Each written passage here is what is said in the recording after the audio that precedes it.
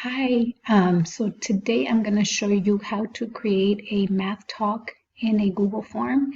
And first, I'm going to give you some examples that I've already done, or one example. So this was last Thursday's math talk, and it is 416, and it says, what do you think? What do you think? Why? How do you know? And who can solve my puzzle? And you have 2 sodas and a burger equals $25, and then this is how much they cost, and then they write their short response. It is required. Notice right here it is required, and I have 53 responses. If I just wanted to view it, okay, preview it, and I have already done it, so I can see my previous response right there.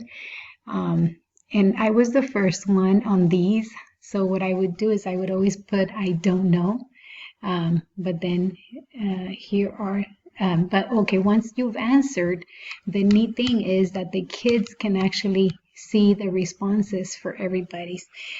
So I think the sodas are $10 and the hamburgers are $5. I think it is because it fits perfectly with the price. I found out by simply adding them together to make the final price. So this is already systems of equations, and my 8th graders are doing it, so it's really neat. But you can see everybody's responses right here, okay?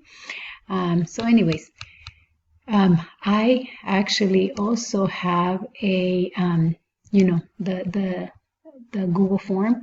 I hid the emails, but they're right here, so I can see who did, who responded, and all that. But they don't know, so I'm just gonna hide it. I don't want anybody to see it. Some of the kids said that they didn't want anybody else to see their email, so I hide them. But these are all the responses that they did. Anyways, okay, I'm gonna start for this Thursday. So I put add one, and then I go to the section of more Google form, and it is this Thursday. So I'm gonna put Thursday date for, let me see, 20, Monday, 20, 21, 22, 23. So 23, 2020 Math Talk Thursdays.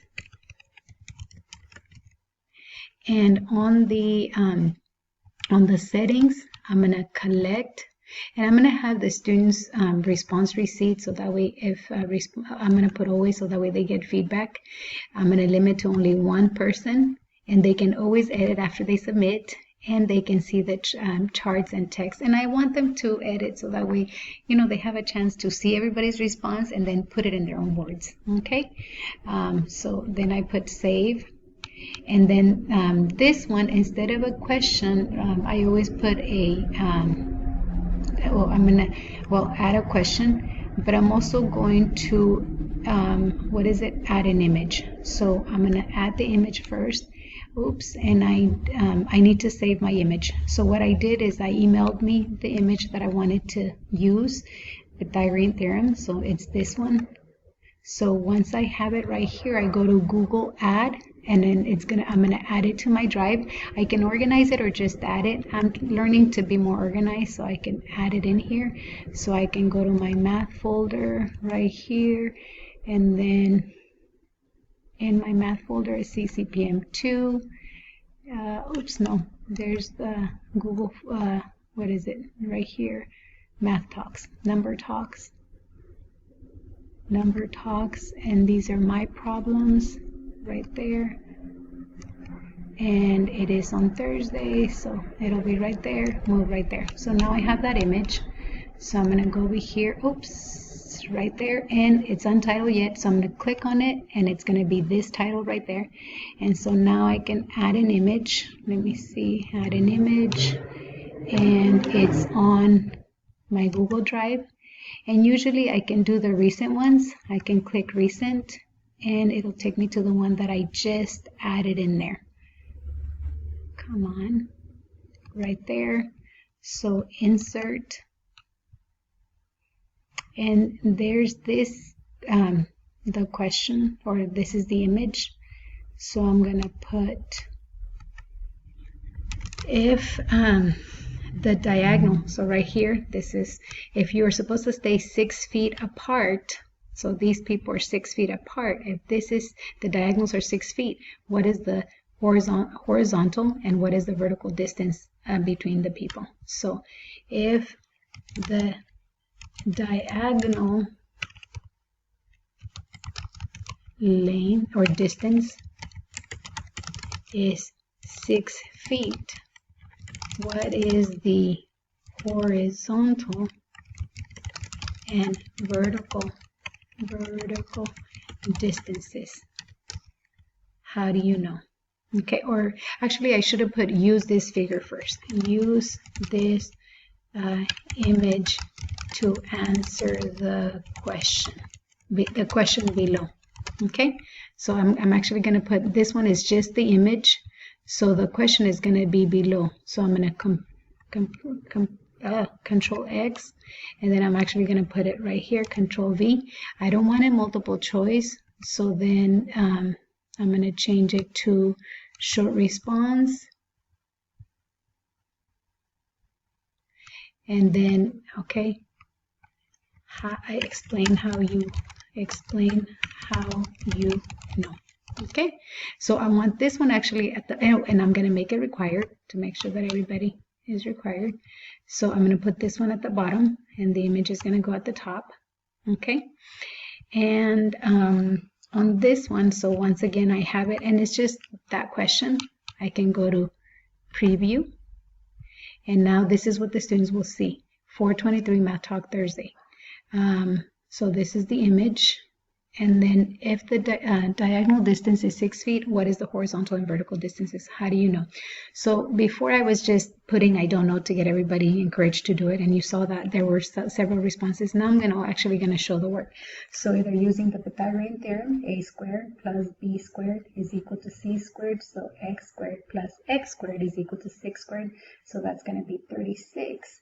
So 2x squared, and then we divide it by 2, so the horizontal distances are going to be the square root of 18.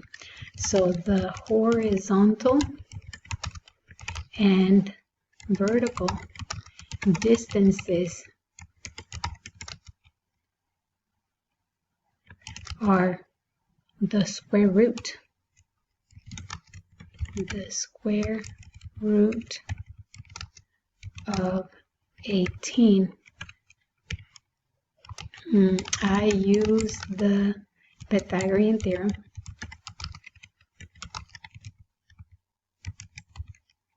and I misspelled it, so left click Pythagorean theorem formula, and I can square root, so x squared, I had x squared, x squared plus x squared equals 6 squared. Okay, so then, and then I solve for it. Oops. Okay.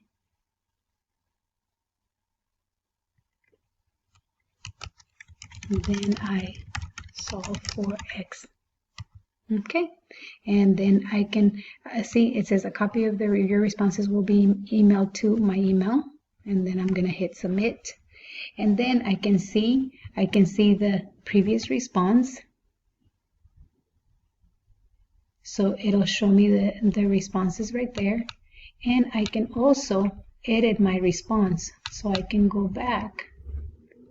Let me see right here, and I can edit my response. So I can go back and it'll let me edit my response, okay?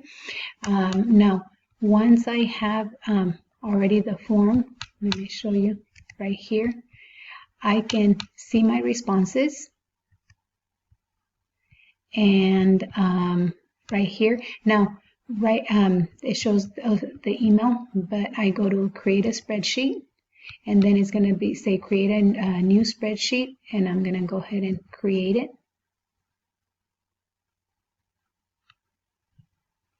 And these are the responses, so I could get everybody's to see the responses. So if I want to post this in the Google Classroom, I go to send, and then I can either send it by email to each student, or I can just link create a link. Usually I shorten the link and I control copy, and then I post it in the Google Classrooms. And I could do that. I've never tried that one. But anyway, so let me show you. If I go to Classrooms, and this is, I'm going to go to my math, Classrooms.